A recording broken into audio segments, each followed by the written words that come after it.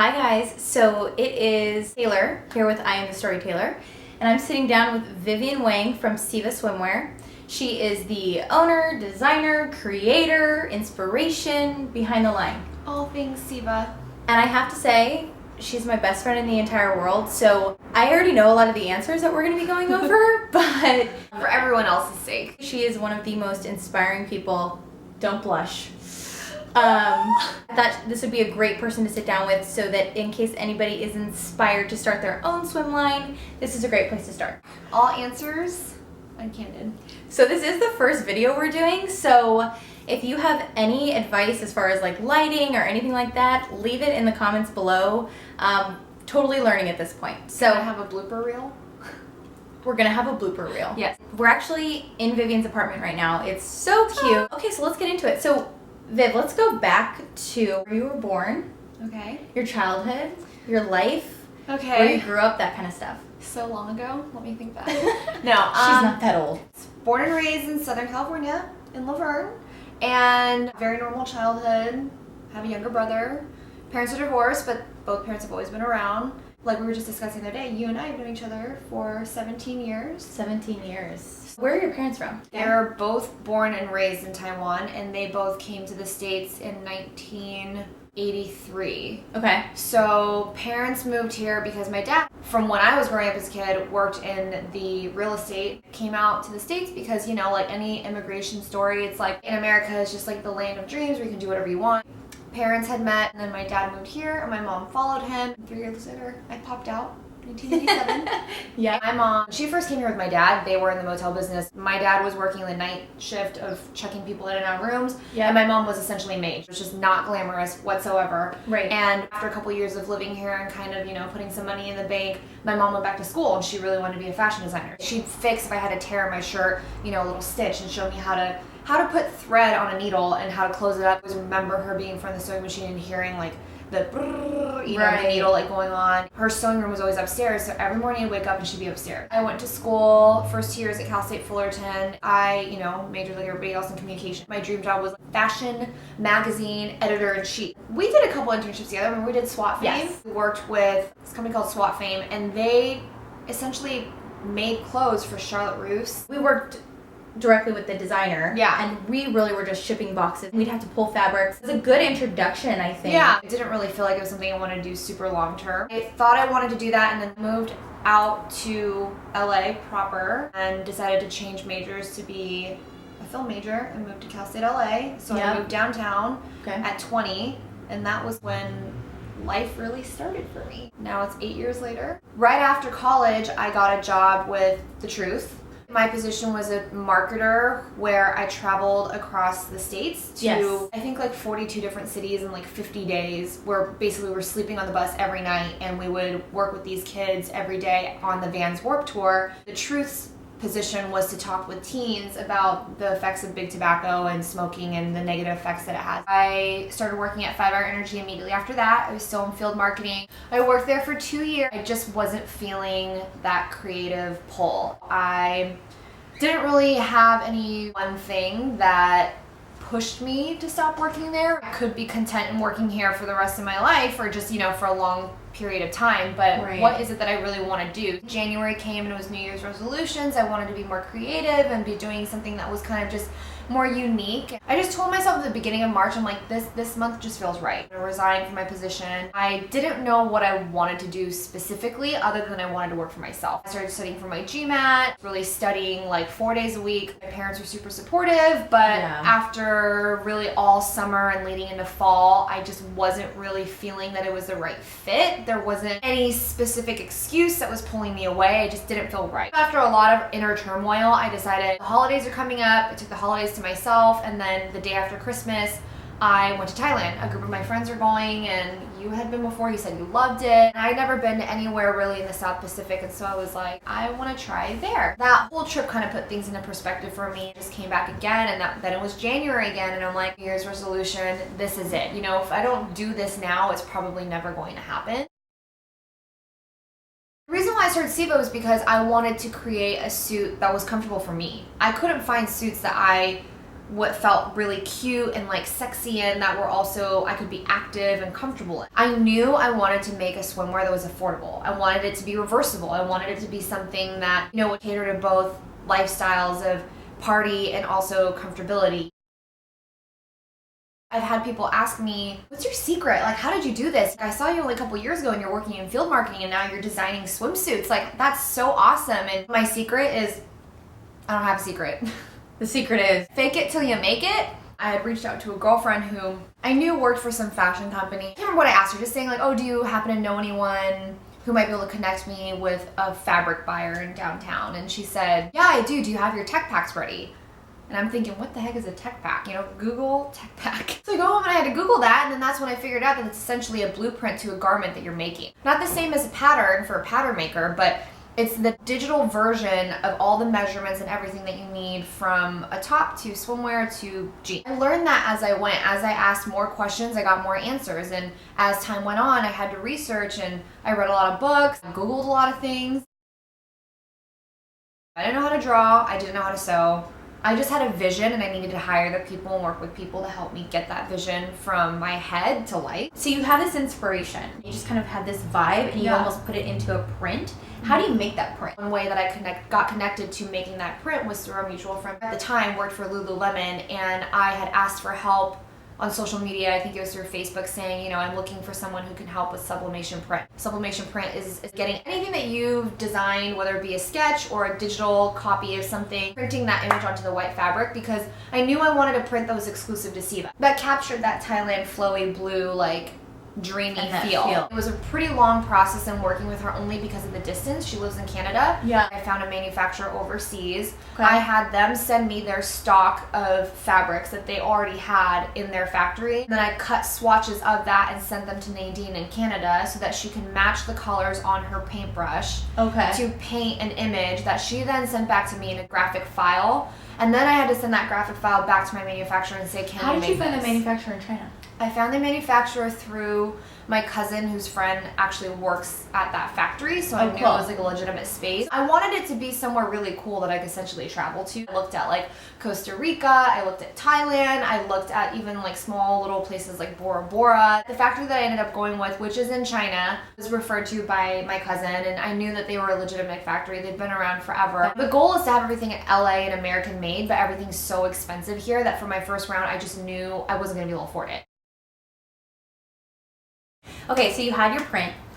Then what do you do? Once I got the print, I had a consulting team here, which is who made my tech packs. Okay, so you had to hire another team to help with the tech packs. Okay. So they're called District 2 Co. It's run by this girl, Cassie, and I worked with another designer, Jasmine. The three of us would get together, and I would draw out the best way that I could by hand, or I'd get magazine clippings saying, I like the way that this top cuts high neck, but I like the way that this mesh falls here from this top, and just pulling and picking these different things together to form what was in my mind, because I couldn't draw. That would be really helpful if I could draw, or if I could just make the tech pack myself, but because I don't have those skills, I would pull all these things together and then give them to Cassie and Jasmine and say that this is what my end goal is. I paid them like an hourly rate to kind of get these tech packs to me, which and then I had to send to the manufacturer, and it was countless nights of Skyping from midnight to 4 o'clock in the morning. So it's totally different hours. Yeah, and working with this designer, her name's Gary, who was there, and just speaking with her in broken English and Chinese and saying,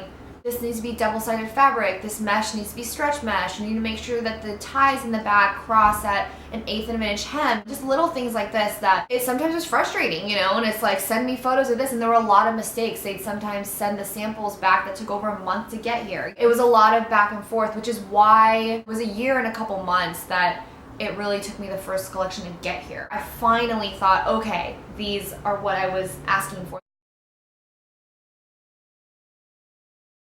How did you build a following of 4,500 people in like a year? I just knew when I started SIEVA as a business, and when I picked the name, I wanted it to be the same all across the board for that reason. Just consistency. I wanted it to be a strong name, and I wanted it to mean something. I went online, I actually looked through baby books because I wanted a name that was one name, striking, bold, and memorable, and different. I Googled beautiful. And SIEVA came up in the Finnish language, and it means pretty one. The reason why that stuck with me was because when you're in swimwear, you're pretty much almost naked. I wanted something that people could wear that they'd really feel good in their skin. It's radiating and feeling beautiful from the inside out. Found the name. I wanted it to have a social media handle or name that was the same across all boards. So Twitter, Instagram, Facebook, Snapchat, everything. It's all at SIEVA Swim. That was the first thing, and it was open. So I thought, okay, I'm gonna take it. So after I chose a name, I started designing a logo,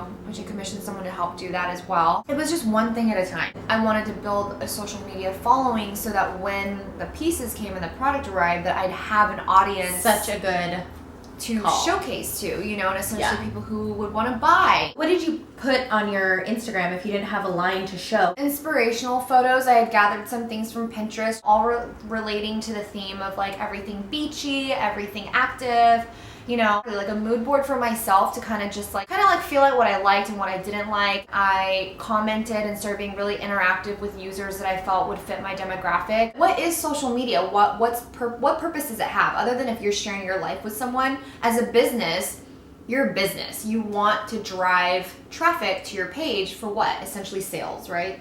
Black and white. So now you're at the point where you're doing photo shoots and stuff like that. So obviously there's a lot of new content on your page. Yeah. So how are you making those photo shoots come to life? I've gotten lucky with friends who work with cameras, and they're actors or models who want to kind of have content for themselves too. Our first lookbook was something where I paid certain people to be a part of it, and then there were other people who wanted to give their time and collaborate, and I gifted them a suit as payment. So it was just appreciation in different forms. That was one way to do it. It's just like going out with your camera, and you don't need a fancy, huge camera. These days I feel like everybody has an iPhone, and you know, if you have the iPhone 6, it's actually a really good camera. It's not bad. So you go out and you snap pictures, and you just keep going. You keep taking photos, and all you need is one. With filters and all that, it helps so much.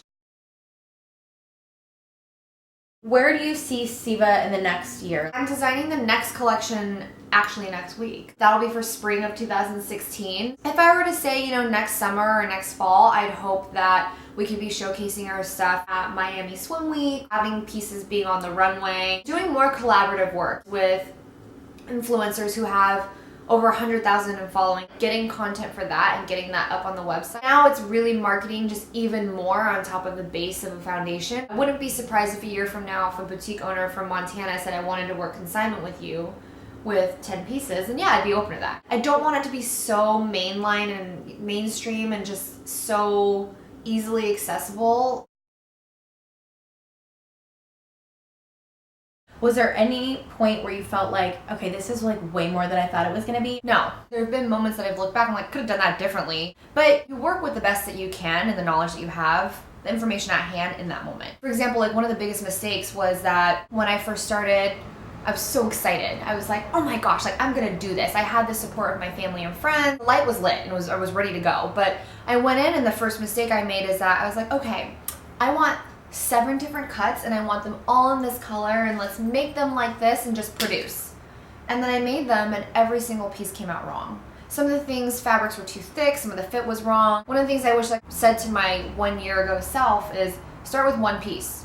One piece, perfect it, move forward from there and tweak little things that you like from a garment that you already have, you know, that you've already created.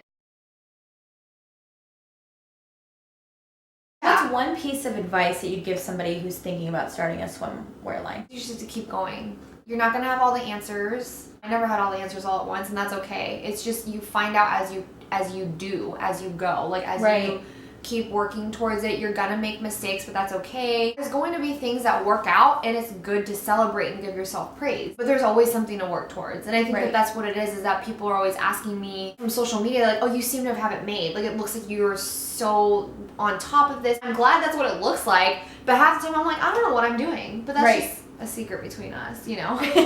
And you. And you.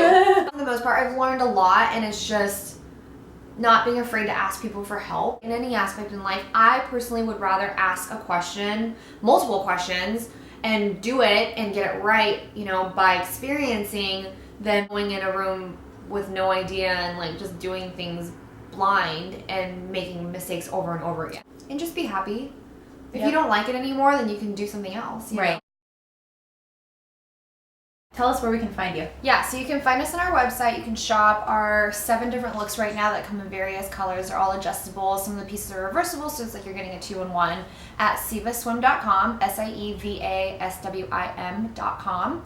And then you can also find us on all our various social media platforms, Instagram, Twitter, and our Facebook page at SIEVA Swim. And you can follow her on Snapchat. SIEVA Swim. Thank you guys so much for joining us. This was so much fun. I hope you got something from this. If you are looking to follow your dreams, especially as a swimwear designer, hopefully Viv was able to help you today. So thank you guys for watching, and we'll see you soon. Bye.